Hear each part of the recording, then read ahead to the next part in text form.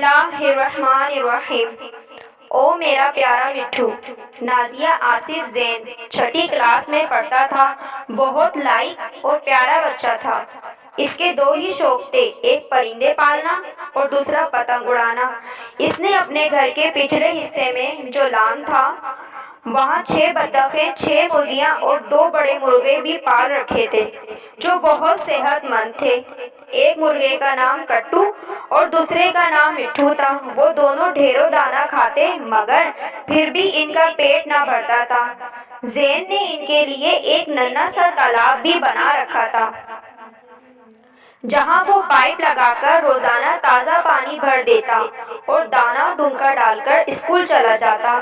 پرندے لان میں موجود امرود اور لیموں کے پیڑوں کے نیچے کھیلتے رہتے اور ساتھ ہی دوسرے کونے میں موجود کھجور کے تناور درخت سے گرمی کھجوریں کھاتے رہتے۔ زین اسکول سے واپس آ کر پھر انہیں دانا ڈالتا اور اپنی ڈور اور پتنگ لے کر چھت پہ چڑھ جاتا۔ جاری ہے، شام تک پتنگ اڑاتا۔ زین کی امی کو بطخوں اور مرغیوں کے تازہ دیسی انڈے بھی وافر مقدار میں دستیاب ہو جاتے جو زین اور اس کے بہن بھائیوں کی خوراک کا حصہ بن جاتے۔ زین بھی اپنا من پسند انڈا کھا کر خود کو بہت صحت مند محسوس کرتا۔ زین کے بابا یہ سوچ کر خوش ہوتے کہ چلو اچھا ہے میرا بچہ موبائل جیسی گندی بیماری سے تو بچا ہوا ہے۔ اسی طرح وقت بہت اچھے سے گزر رہا تھا کہ ایک دن زین کو اپنے والدین کے ہمراہ اس کے ابو کے دوست کے گھر ایک پہاڑی گاؤں میں شادی پہ جانا پڑا۔ اس نے رات کو ہی تالاب بھر دیا اور پاس دانا دنکا بھی بکھیر دیا۔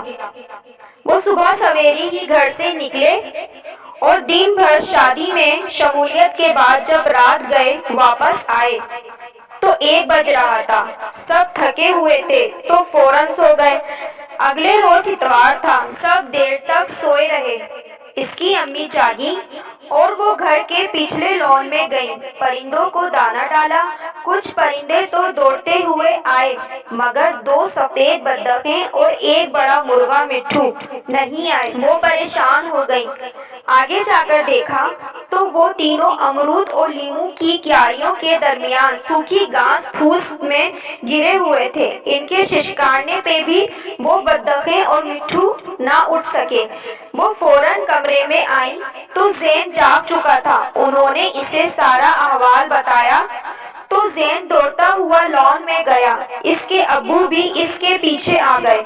زین نے فوراً اپنے پیارے مٹھو کو اٹھایا تو وہ ایسے بے خود سا ہوا پڑا تھا مگر یہ کیا، مٹھو کے دونوں پنجے ڈور میں الجھے پڑے تھے اور اس کی ٹانگیں شدید زخمی ہو چکی تھیں جن سے مسلسل خون رس رس کر اس کے پنجوں پہ جم چکا تھا۔ زین کے بابا نے فوراً بطخوں کو اٹھایا تو ان بیچاریوں کا بھی یہی حال تھا، سب کی ٹانگیں زخمی تھیں۔ زین کی ماما کینچی لے کر آئی اور ڈور کاٹ کر پرندوں کی الجھی ٹانگوں کو آزاد کروایا مگر بھوک پیاس اور زخموں کی شدت نے انہیں ادمرا کر دیا ہوا تھا۔ زین اپنے بابا کے ساتھ مل کر فوراً انہیں جانوروں کے ڈاکٹر کے پاس لے گیا جہاں پہ کافی رش تھا۔ پتہ چلا اکثر لوگوں کے جانور اور پرندے زخمی تھے، اس لیے وہاں بھی کافی انتظار کے بعد جب ان کی باری آئی تو ڈاکٹر صاحب کے چہرے کو دیکھ کر زین بہت زیادہ پریشان ہو گیا کیونکہ انہیں بتایا کہ مرغا تو مر چکا ہے مگر بطخوں کے زخموں پہ انہوں نے دوائی لگائی اور کچھ دوائی ساتھ دے بھی دی کہ گھر جا کے بھی لگاتے رہے۔ زین بہت زیادہ افسردہ تھا کہ اس کا اتنا صحت مند مرغا ایک کمبخت ڈور نے قتل کر دیا تھا اور اس کی پیاری سفید بطخیں ابھی بھی اوندھی پڑی تھیں، وہ کچھ کھا پی بھی نہیں سکتی تھی۔ سب گھر والے پریشان تھے۔ زین کے آنسو ٹپ ٹپ گرتے دیکھ کر اس کے بابا بولے، بیٹا اسی لیے کہتا تھا پتنگ بازی اچھی چیز نہیں ہے۔ زین بولا، مگر بابا میری ڈور تو اندر الماری میں پڑی ہے۔ اس کے بابا بولے، بیٹا لڑکے چھتوں پہ پتنگیں اڑاتے اور ایک دوسرے کی پتنگ کاٹتے ہیں تو ساتھ ہی ڈور بھی کٹ جاتی ہے۔ پتنگ کا کاغذ تو آہستہ آہستہ گل سڑ جاتا ہے مگر ڈور ایسے ہی یہیں لٹکی رہتی ہے اور وہ درختوں کے ساتھ الجھ کر نیچے صحن یا لان میں بھی آ گرتی ہے۔ پھر وہاں موجود پرندوں کے لیے ایسے ہی وبال جان بن جاتی ہے جیسے ہمارے ان پرندوں کے ساتھ ہوا۔ زین جو اپنے مٹھو کو کھو کر پہلے ہی بہت پریشان تھا رونے لگ گیا۔ اس کی امی نے اسے گلے لگا لیا اور کہنے لگی، بیٹے یہی بات سمجھنے کی ہے کہ ہم لوگوں نے اپنا ماحول آب و ہوا تو آلودہ کی ہی ہے، ساتھ ساتھ ہم پرندوں اور جانوروں کو بھی بہت نقصان پہنچا رہے ہیں۔ ہم بہت سادہ سی چیزوں اور کھیل کو بھی یوں الجھا رہے ہیں کہ کوئی بھی چیز صحت مند نہ رہ پائے۔ زین بولا، ماما وہ کیسے؟ زین کی ماما بولی، بیٹے شیشے کی ڈور کی جگہ سادہ ڈور بھی استعمال کی جا سکتی ہے۔ پھر زین کی ماما نے اسے بتایا کہ چند دن پہلے جو آندھی آئی تھی تو تب آس پاس سے اتنے سارے شاپر اڑ کر ان کے لان میں آ گرے تھے، اور ایسے ہی ایک شاپر ایک بطخ کے گلے میں ڈل گیا۔